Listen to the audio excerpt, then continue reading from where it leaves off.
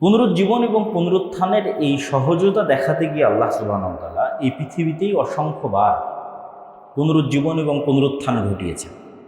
অসংখ্যবার।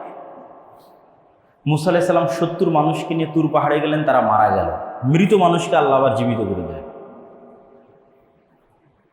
এক নবী এক গোরস্থানের পাশ দিয়ে অতিক্রম করছে, যেখানে গ্রাম এবং শহর ধ্বংস হয়ে গেছে, পুরাতন। নবী বলছে, এই পুরাতন ধ্বংসপ্রাপ্ত শহর গ্রামকে আল্লাহ কিভাবে পুনরায় জীবিত করবে?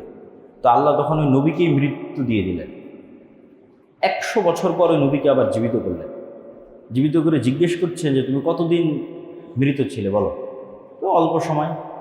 তো বলছে যে তোমার সামনে তোমার ঘোড়া বা উট যেটাতে তুমি সফর করছিলা, ওইটার পচে গলে লাশ শেষে যে হাড় হাড্ডিগুলো আছে, যে সে হাড় হাড্ডি। তাহলে সময় অতিক্রম হয়েছে ১০০ বছর।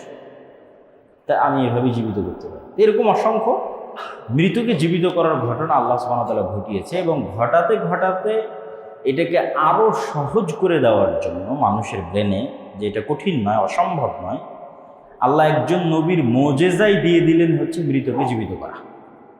ঈসা আলাইহিস সালাম তিনি এভাবে এক মুঠ মাটি নিতেন আর বিসমিল্লাহ ইজনিল্লাহ বলে ফু দিতেন, মাটি থেকে ইনস্ট্যান্ট পাখি হয়ে আকাশে উড়ে যেত। উনি যে কোনো মৃত মানুষের গায়ে হাত দিতেন, বিসমিল্লাহ বিজনিল্লাহ বলতেন, মানুষ জীবিত হয়ে যেত। তাহলে ঈসা আলাইহিস সালামের কাছে এসে মৃতকে জীবিত করাকে আল্লাহ ডাল ভাত বানিয়ে দেন, যে এটা এত ইম্পসিবল কিছু নয় যে তুমি অবিশ্বাস করবা যে আল্লাহ তোমাকে জীবিত করতে পারবে। এই সেম জিনিসই ঘটবে। আমরা যে কিয়ামতের পূর্ব মুহূর্তের ফিতনাগুলোর কথা বলতেছি, এই কিয়ামতের পূর্ব মুহূর্তের সবচেয়ে বড় ফিতনা হচ্ছে দাজ্জাল। দাজ্জালকে আল্লাহ সুবহানাহু ওয়া তাআলা এই সেম ক্ষমতা দিবে যে সে মৃতকে জীবিত করতে পারবে। এবং এখান থেকে আমাদের বুঝতে হবে দাজ্জালের ফিতনা কেন ভয়াবহ। এবং আমরা যে ইসলামের দুটো সারমর্ম দুই বাক্যে তুলে ধরেছি, একটা তাওহীদ আর একটা পুনরুজ্জীবন এবং পুনরুত্থান। তো তাওহীদ যেহেতু ইসলামের মৌলিক বিশ্বাস এবং কোরআনের মূল সারমর্ম, তো যত যুক্তি তর্ক আল্লাহ নিজে তাওহীদের পক্ষে কোরআনে তুলে ধরেছেন, সেই যুক্তি তর্কের সারমর্ম হচ্ছে যার মধ্যে রব হওয়ার যোগ্যতা নাই সে ইবাদতের যোগ্য না। যত যুক্তিতর্ক পুরো কোরআনে আছে, তার এক বাক্যে সারমর্ম হচ্ছে যার মধ্যে রব হওয়ার ক্ষমতা নাই সে ইবাদতের যোগ্য নয় বা ইলাহ হওয়ার যোগ্য নয়। এটাকে আল্লাহ দেখবেন বিভিন্ন অ্যাঙ্গেলে ফুটিয়ে তুলবে। আল্লাহ সুবহানাহু ওয়া তাআলা কোরআন মাজিদের মধ্যে জিজ্ঞেস করবে, তোমরা যাদের ইবাদত করো তাদেরকে বলো তো তারা একটি মাছি অথবা মশা সৃষ্টি করতে পারে কিনা? আল্লাহর প্রশ্ন। তাহলে প্রশ্নতে কি বোঝা যাচ্ছে? মশা এবং মাছি সৃষ্টি করার রবের ক্ষমতা। যার মধ্যে রবের ক্ষমতা নাই সে ইবাদতের যোগ্য না। আল্লাহ কোরআন মাজিদে জিজ্ঞেস করবে যে তোমরা যাদের ইবাদত করো তারা দেখতেও পায় না, শুনতেও পায় না, আর আল্লাহ সুবহানাহু ওয়া তাআলা শোনেন এবং দেখেন। তাহলে কি বোঝা যাচ্ছে? দেখতে পাওয়া এবং শুনতে পাওয়া রবের গুণ। তোমরা যাদের ইবাদত করো তারা মৃত, আর আল্লাহ হচ্ছে হাই কাইয়ুম, আল হাইয়ুল কাইয়ুম, চিরঞ্জীব চিরস্থায়ী। তাহলে যে মরে যায়, যে চিরঞ্জীব নয়, সে রব হতে পারে না, আর যে রব নয় সেই ইবাদতের যোগ্য হতে পারে না। আল্লাহ সুবহানাহু ওয়া তাআলা বলতে বলতে এতদূর পর্যন্ত বলবেন যে তোমরা যাদের ইবাদত করো আল্লাহ ব্যতীত, খেজুরের বিচির উপরে যে পাতলা আবরণ আছে, এই পাতলা আবরণেরও তারা মালিক নয়। তাদেরকে দাবি করতে বলো যে তারা বলুক যে আমরা এই পাতলা আবরণের মালিক। আল্লাহ সুবহানাহু ওয়া তাআলা বলছেন এটাও দরকার নাই দাবি করার। তাদেরকে এইটা দাবি করতে বলো যাদের তোমরা ইবাদত করো, যে ঠিক আছে তারা পৃথিবীর মশা মাছি সৃষ্টি করতে পারবে না, তারা চিরঞ্জীব চিরস্থায়ী নয়, তারা খেজুরের পাতলা আবরণের যে আছে ওই সমপরিমাণ তথা সরিষা সমপরিমাণও কোনো কিছুর মালিক নয়, বাদ দিলাম। এগুলো একটাও যেহেতু তারা করতে পারবে না, সব বাদ দিলাম। এতটুকু বলতে বলো যে আল্লাহ যখন আসমান এবং জমিন সৃষ্টি করেছিল তখন ওরা আল্লাহকে হেল্প করেছিল, ওরা আল্লাহর হেল্পার ছিল, আল্লাহর সহযোগী ছিল, এটা দাবি করে।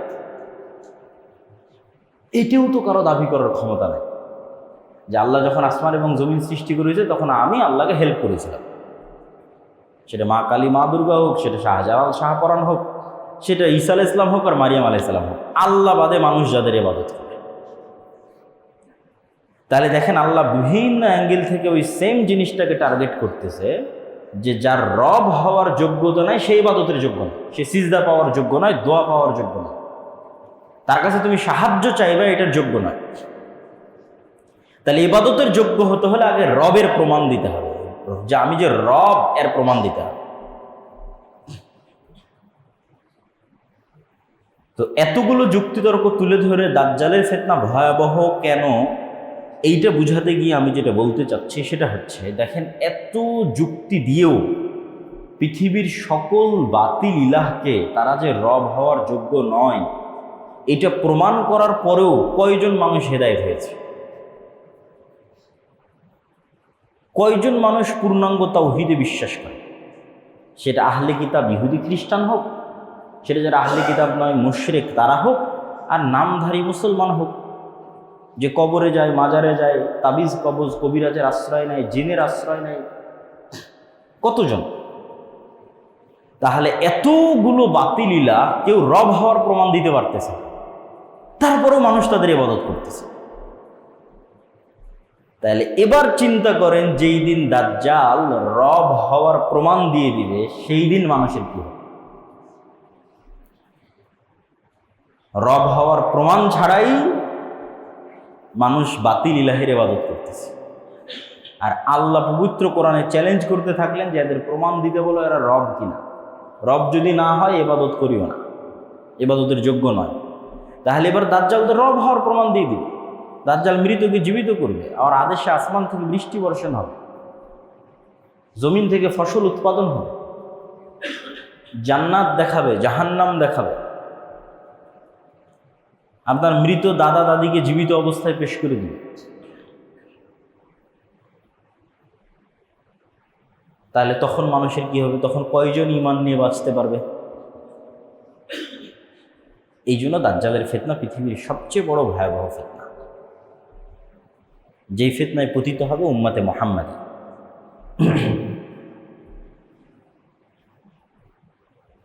তো আমরা আমাদের আলোচনার বিষয়বস্তু নির্ধারণ করেছিলাম কিয়ামতের পূর্ব মুহূর্তের ফিতনা সম্পর্কে।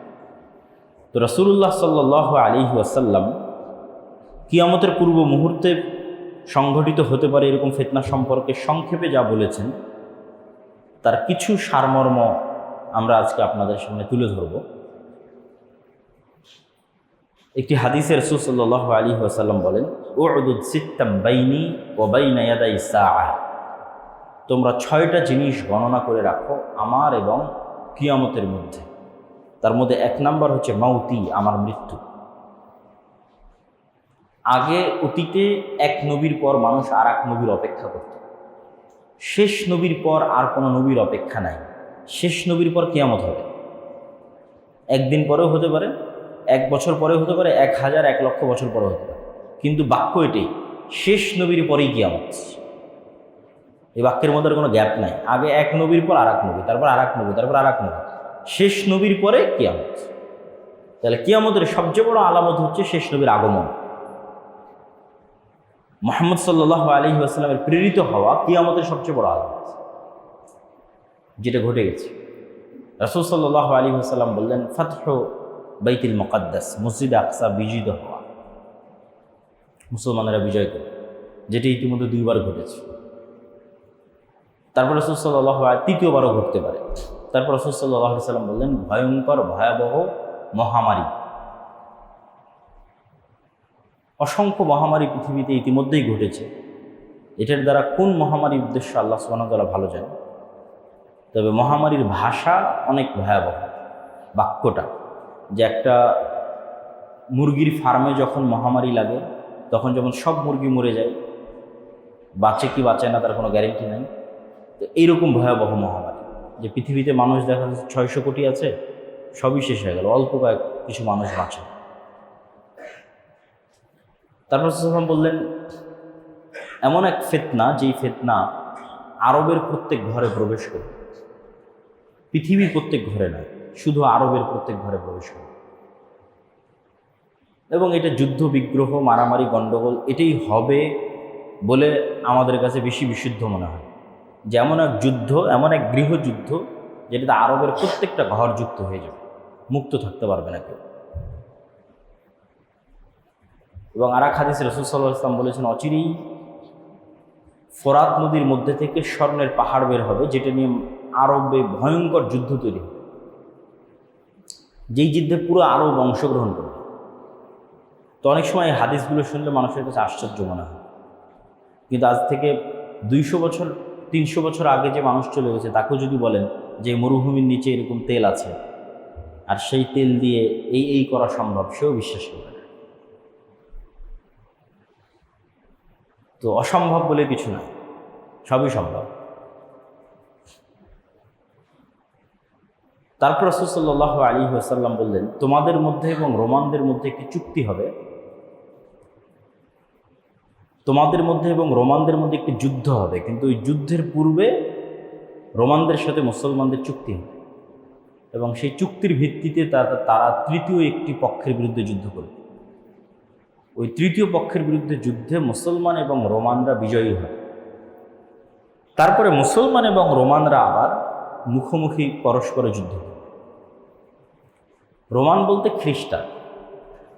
তারা কারা? 500 বছর আগে যখন এই হাদিস মানুষ শুনেছে তখন সে একরকম চিন্তা করতে পারে, আর আজকে আমরা যখন এই হাদিস শুনছি তখন আমরা আর এক রকম চিন্তা করতে পারি। আরও 500 বছর পরে যখন কেউ হাদিস শুনবে তখন তারা চিন্তা করতে পারে আর এক রকম। কিন্তু এতটুকু নিশ্চিত যে খ্রিস্টান, এখন রাশিয়ার খ্রিস্টান, আমেরিকার খ্রিস্টান, ইউরোপের খ্রিস্টান আল্লাহ ভালো জানে, কিন্তু খ্রিস্টানদের সাথে মুসলমানদের একটা চুক্তি হয়ে তৃতীয় পক্ষের বিরুদ্ধে তারা লড়াই করে। বিজয়ী হওয়ার পর আবার খ্রিস্টান এবং মুসলমানরা মুখোমুখি লড়াই করে। এবং এই লড়াইয়ের যে স্থান রাসূল সাল্লাল্লাহু আলাইহি ওয়াসাল্লাম উল্লেখ করেছেন তা হচ্ছে তুরস্ক এবং সিরিয়ার সীমান্তবর্তী অঞ্চল। আজকের যে সীমানা, সেই সীমানার আলোকে বলতেছে, আজকের সীমানার আলোকে তুরস্ক এবং সিরিয়ার সীমান্তবর্তী অঞ্চল।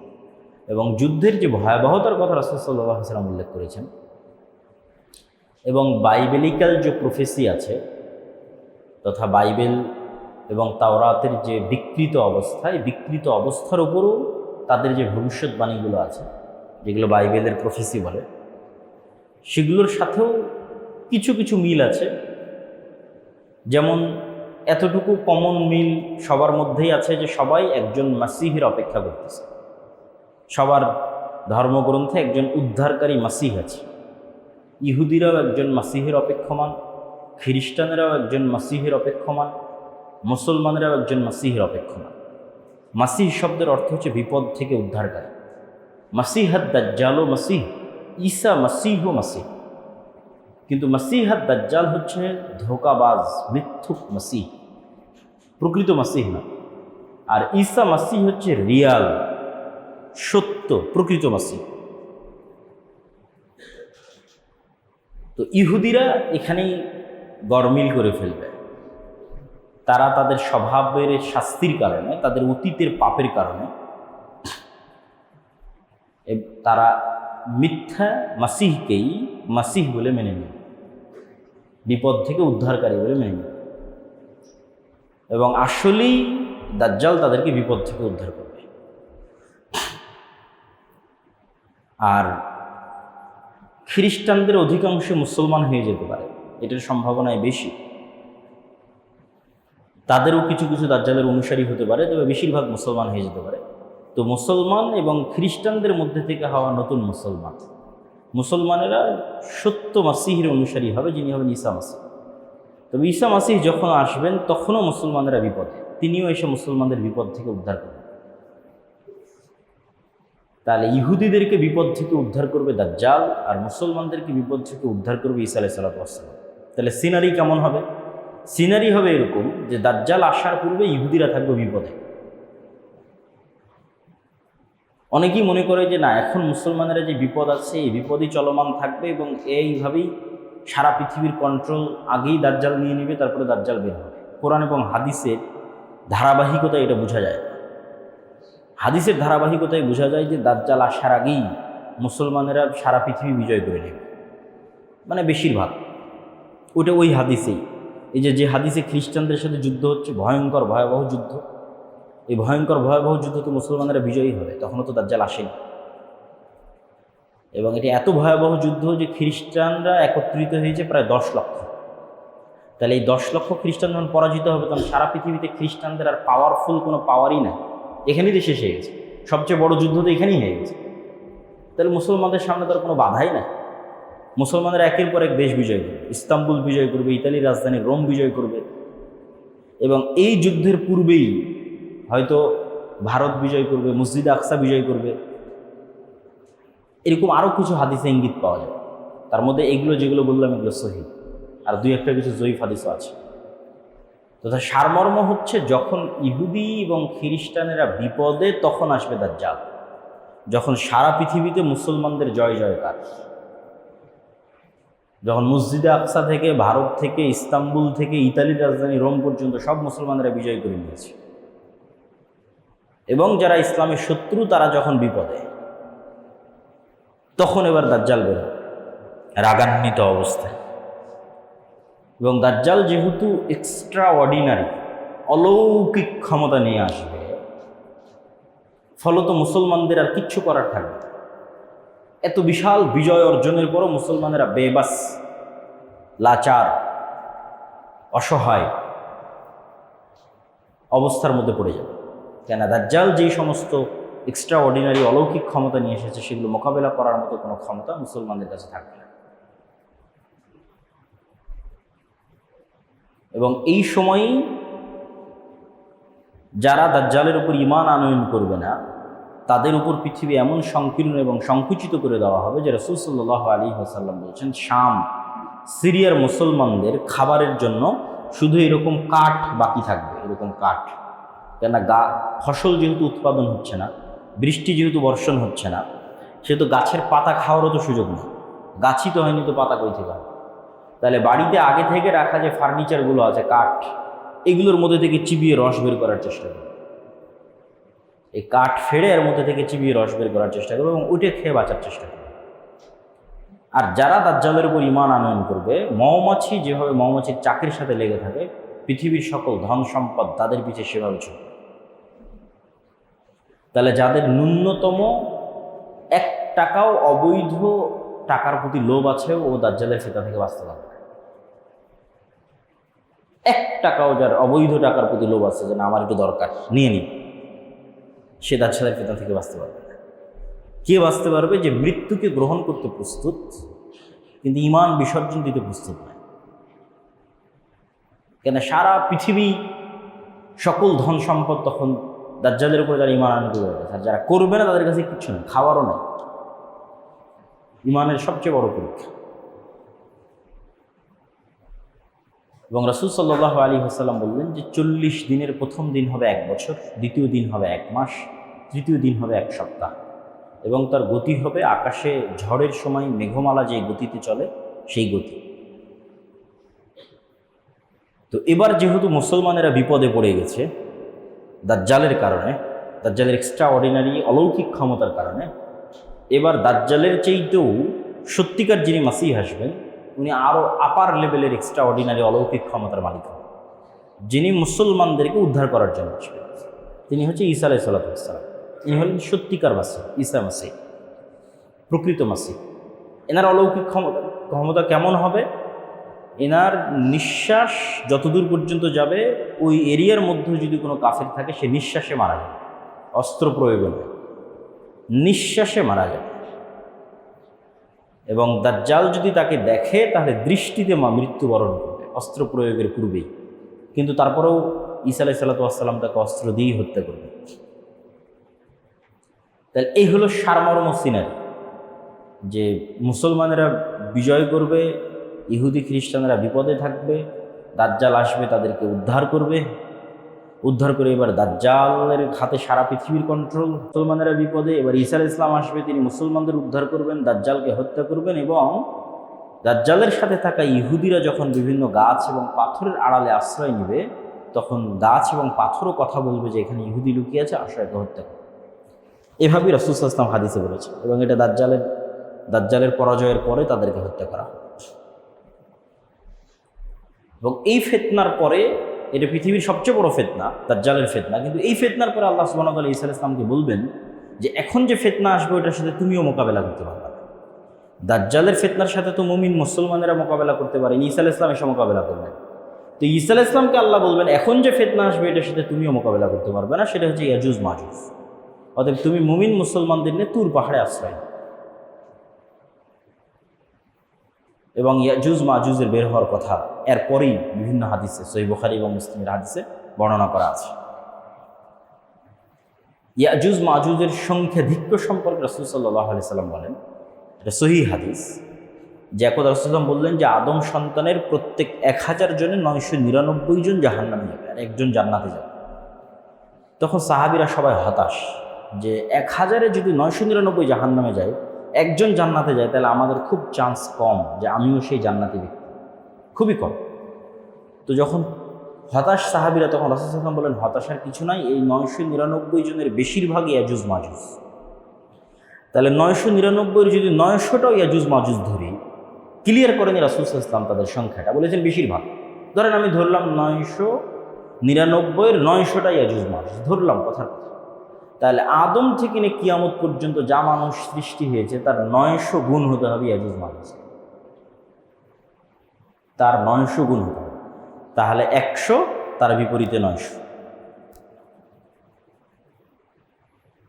তাহলে এখনকার 600 কোটির 900 গুণ নয়, আদম থেকে নিয়ে কিয়ামত পর্যন্ত যা মানুষ হবে তার 900 গুণ। তাহলে ইয়াজুজ মাজুজের সংখ্যা কত হতে পারে? বেহিসাব, অগণিত, অসংখ্য সংখ্যা, যা গণনার মধ্যেও আনা সম্ভব নয়। তবে দাজ্জালও আদম আলাইহিস সালামের সন্তান, ইয়াজুজ মাজুজও আদম আলাইহিস সালামের সন্তান। দাজ্জালও বানু আদম, ইয়াজুজ মাজুজও বানু আদম। কেউ যদি মনে করে দাজ্জাল মানে কোনো technology, chat GPT, Gemini, AI, দাজ্জাল মানে আমেরিকা, এগুলো ভুয়া কথা। দাজ্জাল বানু আদম, মানুষ, আদমের সন্তান। আবার ইয়াজুজ মাজুজ বানু যদি কেউ ভিন্ন ভিন্ন অর্থ এবং বিকৃতি করে, এটা বিশুদ্ধ আকীদা না, আদমের সন্তান।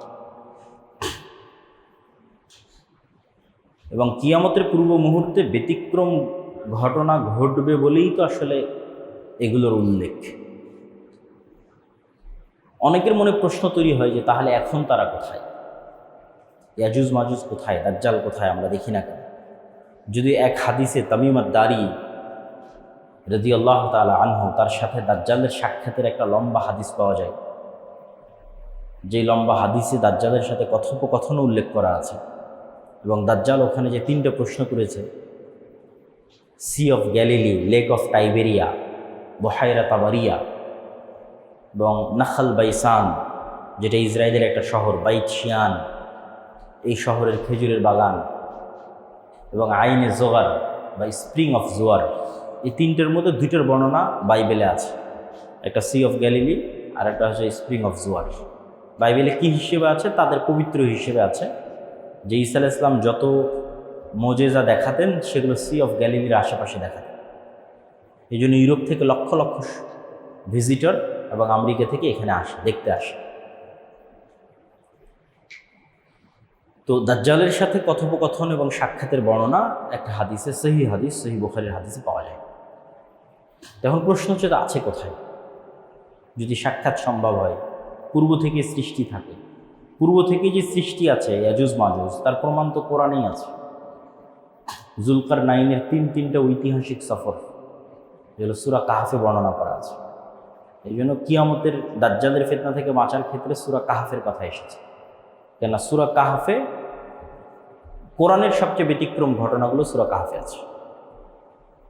একটা হচ্ছে যুলকারনাইনের সফর, ব্যতিক্রম সফর, যেখানে একটা সফরে গিয়ে তিনি ইয়াজুজ মাজুজকে পেলেন এবং তাদেরকে আটকে দিলেন, আড় তৈরি করে দিলেন, পৃথিবীর মানুষকে ডিস্টার্ব দিতে পারবে না। আর একটা আসহাবে কাহফের ঘটনা, সময়ের আপেক্ষিকতা, 309 বছর পৃথিবী থেকে বিচ্ছিন্নতা, ঈমান রক্ষার জন্য গুহায় আশ্রয়। আর আরেকটা হচ্ছে খিজির এবং মূসা আলাইহিস সালামের ঘটনা। এটা তো আরও আশ্চর্য, কেন পৃথিবীর ফিজিক্স সেখানে কাজ করেনি। যেখানে খিজির আলাইহিস সালাম একটা শিশুকে হত্যা করে বলতেছেন যে এই শিশু বড় হলে তার বাপ মাকে হত্যা করবে। তো ভবিষ্যৎ দেখে এসে অতীতে বাস্তবায়ন, এটা পৃথিবীর টাইম ফ্রেমে ইম্পসিবল। যে আমি পৃথিবীর টাইম ফ্রেমে সময়ের সফর করব এবং সময়ের সফর করে ভবিষ্যৎ দেখে আসবো, ভবিষ্যৎ দেখে এসে ওটাকে অতীতে সংশোধন করব, এগুলো শুধু সায়েন্স ফিকশনে সম্ভব, এখন পর্যন্ত বাস্তবে সম্ভব না।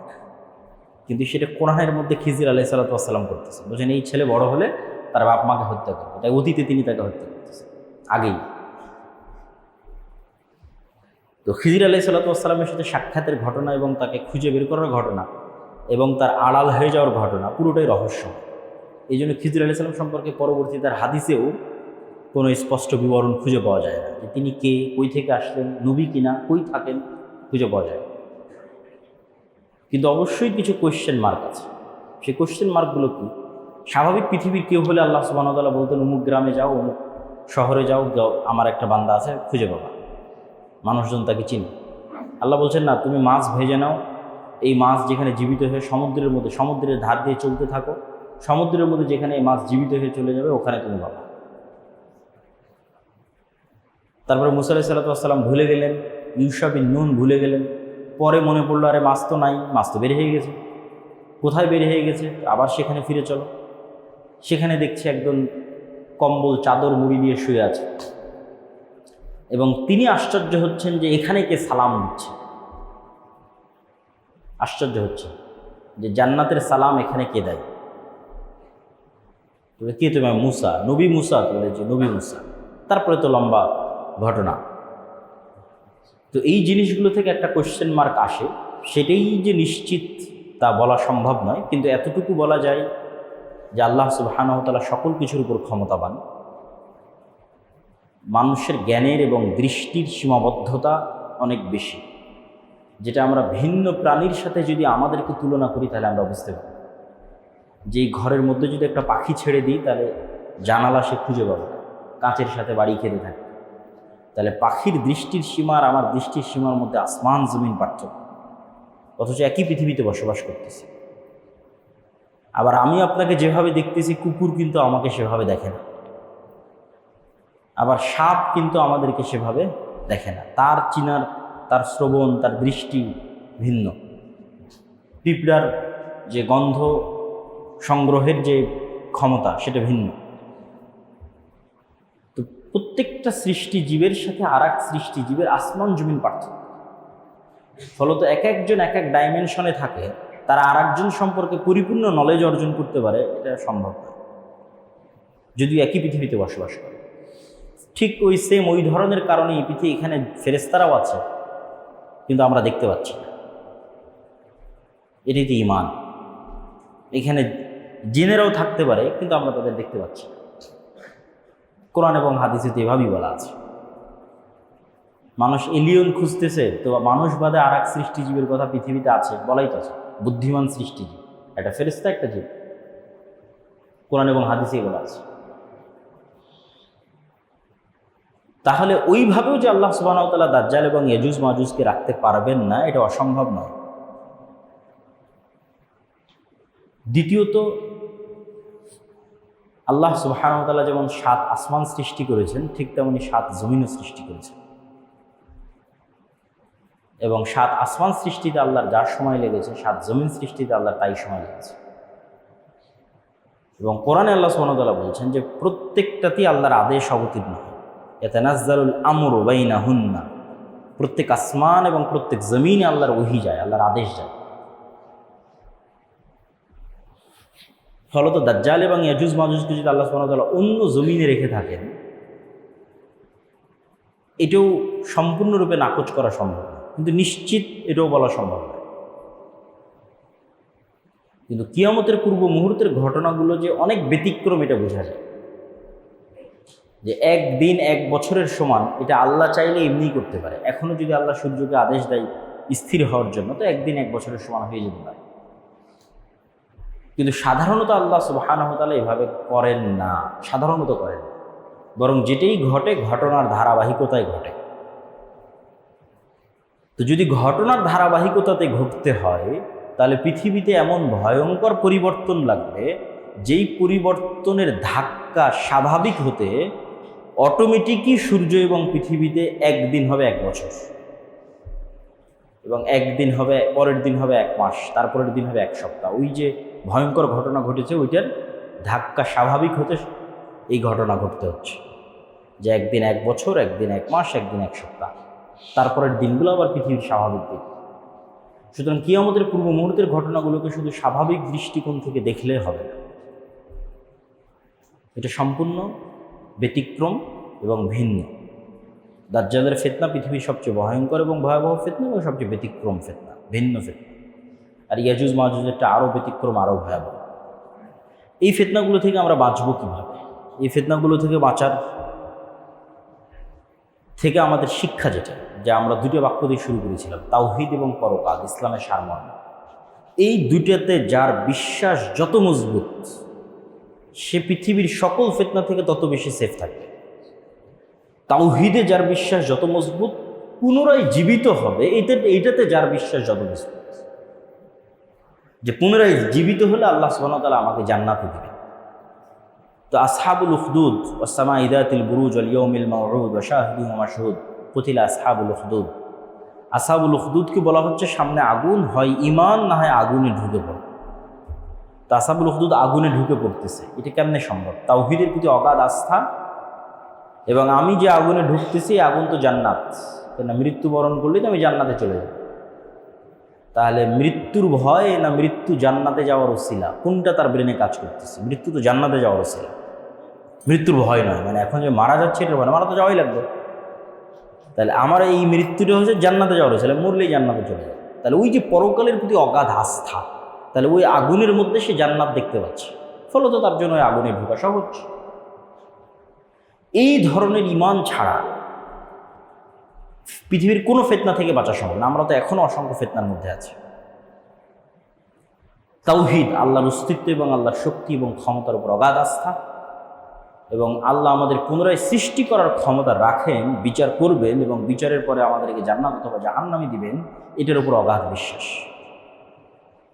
এবং এই জিনিসগুলোরই শিক্ষা সূরা কাহফের মধ্যে যে ঘটনাগুলো আছে সেগুলোর মধ্যে আছে। যেমন আসহাবে কাহফ পৃথিবী থেকে সম্পূর্ণরূপে বিচ্ছিন্ন হয়ে গেছে তাদের তাওহীদকে রক্ষা করার জন্য। তো এই জন্য আমাদের তাওহীদের প্রতি বিশ্বাস এবং পরকালের প্রতি বিশ্বাসের মাত্রা বাড়াতে হবে, ঈমানকে মজবুত করতে হবে। আমার ছোট্ট একটা বই, আল্লাহর পথে যাত্রা, এই বইটা লেখার পিছনে উদ্দেশ্য এটাই, যে মানুষের ঈমানকে কিভাবে, যে 6টা ঈমান ইসলামের বেসিক মৌলিক ঈমান, এই 6টার প্রতি মানুষের বিশ্বাসকে কিভাবে মজবুত করা যায়, যেন মানুষ দেখতে পাচ্ছে, যেন মানুষ আল্লাহকে, ফেরেশতাকে, পরকালকে, জান্নাত এবং জাহান্নামকে দেখতে পাচ্ছে। এই ধরনের ঈমান ছাড়া আমাদের মুক্তির কোনো রাস্তা নেই। আল্লাহ সুবহানাহু ওয়া তাআলা আমাদের দাজ্জালের ফিতনা থেকে বেঁচে থাকার তৌফিক দান করুক, আল্লাহুম্মা। এখানে আরেকটা ছোট্ট দিক নির্দেশনা, সেটা হচ্ছে পুরো ঘটনা থেকে শুধু এই জিনিসগুলো নিয়ে পড়ে থাকা, এগুলোই অ্যানালাইসিস করতে থাকা, কখন ইমাম মাহদী আসবে, কোথায় থেকে আসবে, এটা কিন্তু কাজ নয়। কেননা আপনার মৃত্যুই আপনার কিয়ামত। যত মানুষ পৃথিবী থেকে বিদায় নিয়েছে তাদের কিয়ামত হয়ে গেছে। কিয়ামত মানে কি? কিয়ামত মানে হচ্ছে পরকালে যেগুলো ঘটবে সেগুলো দেখতে পাওয়া। তো আপনি মৃত্যুবরণ করলেই তো ফেরেশতাকে দেখতে পাবেন, জান্নাত দেখতে পাবেন, জাহান্নাম দেখতে পাবেন, তাহলে তো আপনার কিয়ামত হয়েই গেছে। তাহলে যত মানুষ মৃত্যুবরণ করেছে তারা তো ভিন্ন জগতে চলেই গেছে। তাহলে কবে ইমাম মাহদী আসবে, কবে দাজ্জাল আসবে, ওইটা অ্যানালাইসিস করা বেশি আগে, না আপনার মৃত্যুর প্রস্তুতি নেওয়া বেশি আগে? না আপনার মৃত্যু তো আপনার কিয়ামত, এটা বেশি আগে। ঠিক আরও একটা বিষয় কি, হতাশা, যে না ইমাম মাহদী আসলেই সব হবে, ঈসা আলাইহিস সালাম আসলেই সব হবে। কিন্তু আমি কিন্তু আপনাকে দেখিয়ে দিলাম তার আগেই সব হবে। মানে আমার এবং আপনার মতো যুবকেরাই, আমার এবং আপনার মতো মুসলমানেরাই বিশ্ব বিজয় করে ফেলবে, কোনো নতুন নবী ছাড়া, কোনো নতুন কোরআন ছাড়া। এই 2টা পয়েন্ট মনে রাখবেন, কোনো নতুন নবী ছাড়াই, কোনো নতুন কোরআন ছাড়াই। যেই কোরআন 1400 বছর আগে এসেছে ওই কোরআন পড়েই, আর যে নবী 1400 বছর এসেছেন ওই নবীর আদর্শ মেনেই আমার এবং আপনার মতো মুসলমানেরা ঈসা আলাইহিস সালাম আসার আগেই পৃথিবী বিজয় করবে। তাহলে তো আপনার অনেক কিছু করার আছে, অনেক কিছু শিকার আছে, জানার আছে। ইমাম মাহদীর ঈসা আলাইহিস সালাম আসলে কোরআনও আসবে না নতুন করে উনি নবুয়তেরও দাবি করবেন না, নতুন করে কোনো হাদিসও আসবে না। যা থাকার, যা ঘটার, তা ঘটেই গেছে, তা আমার এবং আপনার কাছে আছে।